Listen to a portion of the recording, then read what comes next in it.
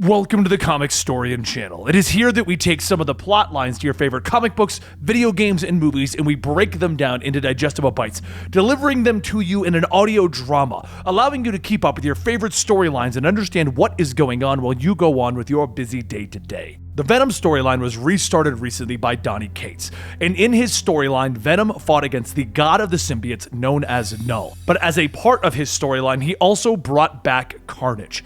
And Carnage recently decided to go after everyone who has ever worn a symbiote to get what is known as a codex out of them. As we discovered recently, anybody who wears a symbiote retains a small piece of it, a codex. And Carnage has realized that if he collects this from all of the old symbiote wearers, he can become all-powerful and finally defeat Venom himself. Today's story is a prequel to the Absolute Carnage storyline and event that Marvel is running for the fall of 2019. This particular character, Andy Benton, wore a form of the Venom symbiote given to her by Agent Venom known as Mania, and we have her storylines that I will link down below as a part of the Agent Venom storyline. That's pretty much all you need to know to go into this. The Web of Venom. Funeral Pyre. The snarling Venom chews, and Andy Benton can hear one thing. Taste so good. Andy screams, kicking, while Venom bites down on her leg and she begins to run. Venom shouts, asking, "Where are you going? It's not like you can slip away. You can't get away from us. We're a part of you." Andy can feel the constricting black ooze creeping into her eyes and mouth, and all she can hear is Venom laughing, yelling that she will never be free. She screams once more, but then she opens up her eyes, finding herself in bed in Philadelphia. It was all a nightmare, but it was the fourth one this week. She gets up, getting dressed, and he sees her Aunt Sarah making breakfast. Sarah asks how did she sleep, and not wanting to worry her aunt, Andy says that she slept like a baby. For Andy, her life has changed since she met the assistant coach, Flash Thompson. Flash Thompson had a secret, which they all do. But Flash's secret was just bigger than most. He was actually the superhero Agent Venom. In an attempt to save her, a part of Venom broke off and turned her into Mania, sort of a superhero in her own right. But that symbiote was stolen from her, ripped away in the streets of New York. Flash used to talk to her about phantom limb syndrome. He said that he could feel his legs even though they were gone. And without her symbiote, she can finally understand just how that felt. It took some getting used to, but slowly she was able to adjust, to make new friends. But that only helps the phantom pain. And it makes her think that if she keeps working at it, she might leave all the nightmares behind her. Except, the nightmares only come back. They're stronger and they hit harder than before. They show up while she's awake, and it's the same as always.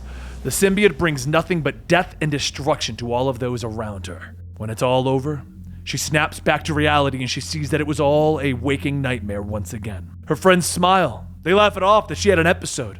But there's a falseness in their smiles, a discomfort in their laughter. None of them ask, but they're all wondering the same thing. What's wrong with Andy? What's more, she begins to feel like someone is always there, watching, waiting. But now, the nightmares are happening more frequently. First the coffee shop, then where she works at the record store, and it's the same thing over and over again. Death and destruction at the hands of a symbiote. Maybe talking to someone will help. She realizes, maybe talking to Aunt Sarah will help her feel better, help her get this off her chest. But when she returns home, she finds Aunt Sarah sitting in the living room, and there's a slight eeriness to her. Andy asks her what's wrong, and Aunt Sarah says, "Nothing is wrong. Everything is fine. Just fine." But something's wrong.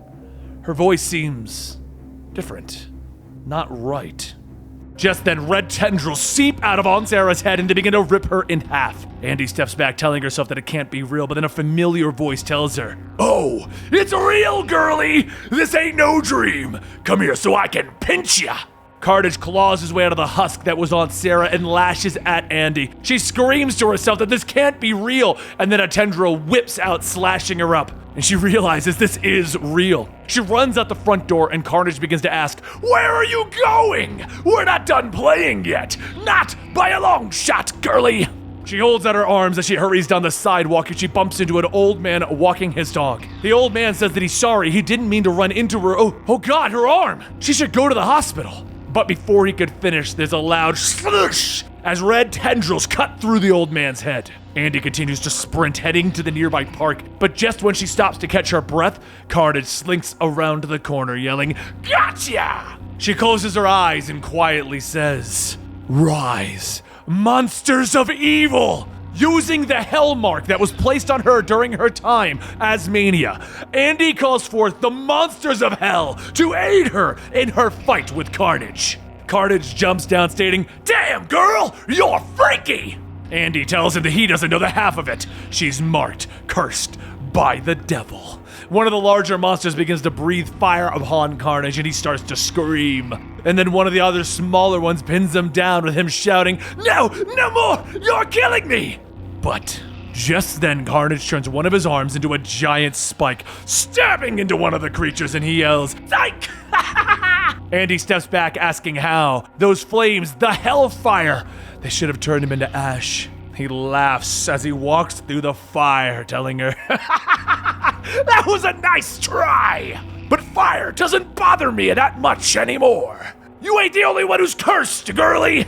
As he begins to walk forward, he hears a loud thumping noise, and he looks back to see a hellfire bull ramming into him, launching him across the park. All of the monsters begin to quickly surround him, but just when they get close enough, Carnage releases a dozen tendrils, whipping and ripping through everything. He screams that he will make it rain blood and gore. "You can't stand in the way of the gospel! I am the apostle of Null! Your blood will be an offering to me!" Andy focuses her power, telling him that if that's the case, come and get it! But she damn sure isn't gonna make it easy. As her power is released, she is covered in hellfire armor, charging and smacking Carnage with a mace. She lifts her arm again to strike, but before she can swing, the tendrils come out, wrapping around her, and they begin to squeeze her tight. As her wrist snaps, Carnage tells her, "Your turn to holler a bit. Those traces of symbiote DNA that are flowing through you, I'm gonna need them. Gotta fulfill a promise to Null." She shouts that whatever he's doing, whatever insanity has got him all riled up, it brought him to her, and she is going to send him to hell. Carnage asks, "Haven't you been listening? Do you think the devil scares me? I'm the one who gives the devils nightmares."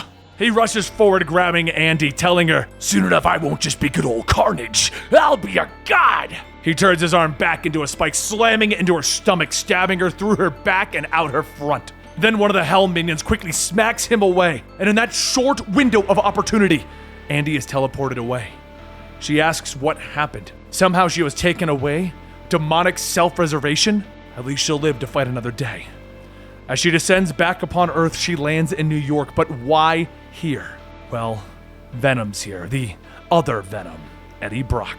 She's got to find him and warn him about Carnage. Warn him that Carnage is coming for people connected to symbiotes. But back in that park in Philadelphia, Carnage finishes off killing the last of the Hell minions, and he states that the little snot thinks that she can run and hide. "Don't you know that I can find you wherever you go? Don't you know that you're just leading me where I was planning on going anywhere?"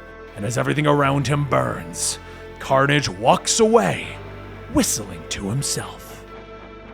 Are you ready, dear viewers, dear listeners? Carnage is here. Carnage is here to take everyone. And if you subscribe to the channel now, then you'll be getting weekly Carnage coverage. We plan on not only covering the current storyline, Absolute Carnage, which is going to be spanning across the whole Marvel Universe, just like we did with the War of the Realms storyline, but we are also going to give you some of the classic hits and the Carnage catalog, starting with Maximum Carnage, right here at the Comic Storian channel. So if you want to talk about Carnage, one of my favorite Marvel villains, then please consider following us on Twitter at Comic Storian, where we can chat about all of your favorite comic books. Trust me, I do respond. And you can also subscribe to this channel, hit that bell in the corner, and get yourself ready for one freaky ride.